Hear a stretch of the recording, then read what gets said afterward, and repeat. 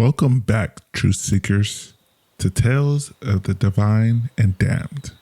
Tonight, we step beyond campfire stories and into the tangled lore and mystery of Bigfoot, a creature that has haunted forests, folklore, and the human imagination for centuries. Haunted is the right word. Some say Bigfoot is a real biological entity. Others say it's myth, folklore stretched into modern spectacle. But we're going to explore it all. History, real-world encounters, and the skepticism that refuses to let this mystery stay buried.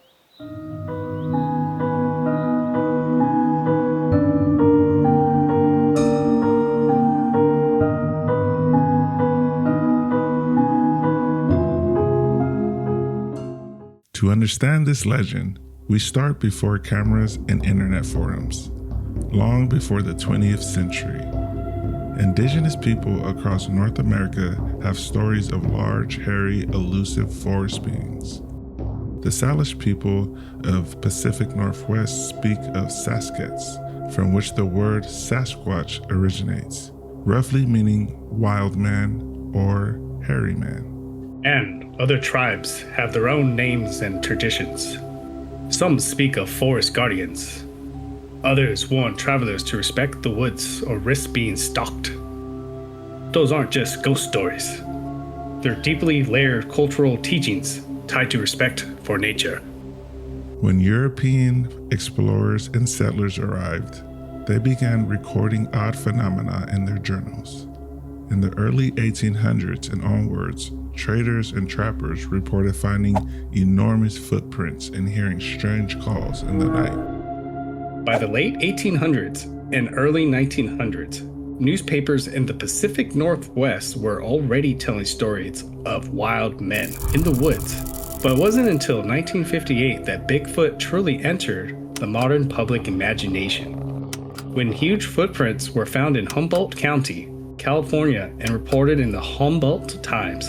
Then came 1967. Roger Patterson and Bob Gimlin captured film. Grainy and controversial footage of a large bipedal figure moving through a clearing in Northern California's redwood forest. To some, this film is definitive. To others, it's simply a guy in a suit. But regardless, it remains the single most recognizable piece of Bigfoot media in history, and it ignited cultural events. Jumped backwards and reared up, and as he did, I tried to pull him down, and as I did so, I pulled too hard and we both fell to the ground. I was able to get up, and as I held the horse by the reins and come around him, I then looked over to my left, and I seen this creature, and it was standing by the creek there about 120 feet away from us. And then it started moving away from us, walked up the bank and turned around, looked at us again, and I was able to get into my saddlebags and get my camera out and start shooting pictures. I yelled at Bob to cover me in case the creature did turn and attack us. At this point, when I was able to start getting pictures, she had walked up the bank and was going on across this sandbar. Well, I ran directly, kind of a three-quarter from towards her, actually, and run across the creek. I was able to come up on the other side, and I got some fairly good pictures. The creature was massive. I would say that it was 7 to 7.5 feet tall and probably 350 to 500 pounds. Bob Gimlin had seen this thing much better than I did because he was looking at it directly, and I was trying to look through the camera. However, I could see it plain enough, and it was quite a great moment for me. So you had the chance of absorbing other sort of sensory impressions, such as sound or smell. Now, is anything you can tell us about it which we cannot appreciate from the film? We did detect a definite smell once that we had crossed the creek and got to the place where this creature had been. There was a strong musky smell, seemed somewhat like a dog that maybe had rolled in something dead and got into water afterwards. And Roger Patterson do you believe what you saw? Or do you think you could possibly have been the victim of a hoax? I don't believe that there was any possibility that this was a hoax. The creature, to both of us, appeared very natural.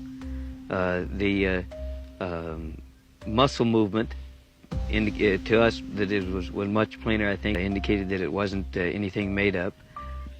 This area is back in about 40 miles in from the nearest settlement, and it's in a very rugged terrain. For somebody to have been at the right place or know where we was going, because we didn't have anything planned. We have an expedition that we're forming right now to go into the area, into that Northern California area, and also into other parts of the Northwest. And our ultimate goal is to capture one of these creatures. Since the 1960s, thousands of sightings have been reported across North America, from the deep forests of the Pacific Northwest to the swamps of the Southeast to the rugged mountains of Appalachia. Many described a large, hairy covered, bipedal creature standing 7 to 10 feet tall with broad shoulders and powerful limbs. Witnesses often mention deep, booming vocalizations, sounds that don't match any known animal. When it comes to Bigfoot, two names divide the community: Les Stroud, survival legend, and Todd Standing, bold, controversial researcher. Let's start with Stroud. No frills, no crew, just him alone, in some of the most remote wildernesses on Earth. He didn't go out to find Bigfoot. He just started to notice things. Tree knocks, distant howls, heavy footsteps, rocks being thrown at his camp. And then, something even stranger. Les says he may have been spoken to telepathically. Not voices, not sound, but a thought, clear and sudden, telling him to leave. He's careful. He says he doesn't know what it was. Not claiming proof, just sharing a raw, unveiled experience. Then enters Todd Standing. The opposite approach. Close-up Bigfoot faces, blinking eyes, full body footage. Some call it groundbreaking. Others call it fake. Standing brought Les into the field, and Stroud confirms something was out there. The sound, the rocks, the tension. But still, he held back. Stroud said, "Something happened. I just don't know what it was." So here's the split. Les Stroud, credible, but no conclusion. Todd Standing, conclusion, but no credibility. One invites curiosity, the other dares you to believe. In that telepathic moment, that's where things leave tracks behind and walk into something deeper. It's not just about Bigfoot anymore. It's about what you believe the mind is capable of. These aren't just encounters. They're invitations to question reality. And once you start doing that, you're already in the woods. But I have to make sure that I don't fall prey to any power of suggestion. Now, for Todd, whatever he sees, he sees Bigfoot. When he hears things, he hears Bigfoot. And he's very zoned in on it. But how else are you going to study and research something if you do not nearly obsess about it? So many researchers in the past have been able to do that, and they've unearthed incredible discoveries as a result. Todd believes and hopes that he's in that arena, that he's about to unearth a most incredible discovery. Throughout the decades, researchers have cast massive footprints, some measuring over 20 inches long, with dermal ridges and impressions consistent with weight far heavier than any known primate in North America. And the vocalizations, everything from long, eerie howls to tree knocks and low guttural moans. Some audio recordings remain unexplained, even to the trained wildlife biologists.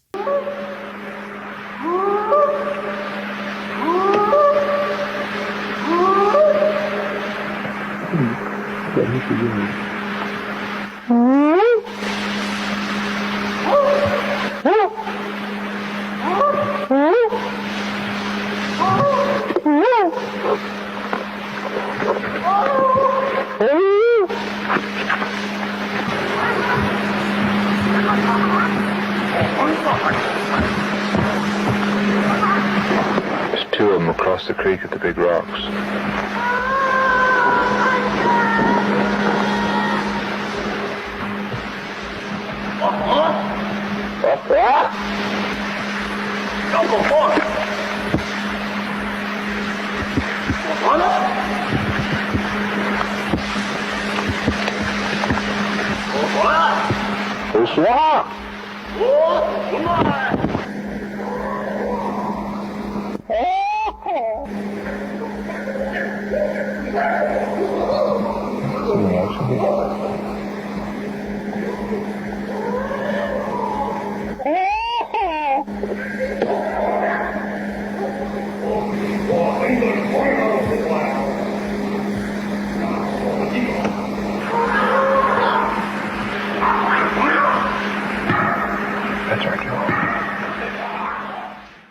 Here's where the story gets complicated.